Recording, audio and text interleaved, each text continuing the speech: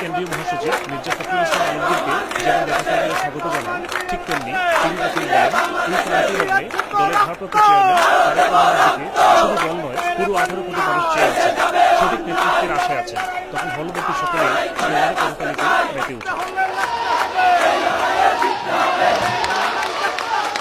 মির্জা ফখরুল বলেন, দেশে এখন চরম কঠিন দিন চলছে, ভয়ভীতি আর ত্রাস সমাজকে গ্রাস করেছে। তার দলের আসামি হচ্ছেন 18 লাখ, খুন হয়েছেন 10,000 আর গুম 500। মিডিয়ারও পুরোপুরি নিয়ন্ত্রণ নিয়ে নিয়েছে সরকার।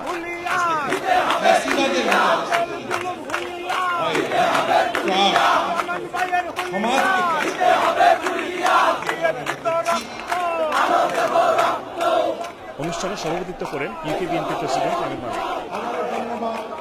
সেক্রেটারি ফয়সাল আহমদের পরিচালনায় এতে ইউকে বিএনপির বিভিন্ন পর্যায়ের নেতৃবৃন্দ অংশ নেন।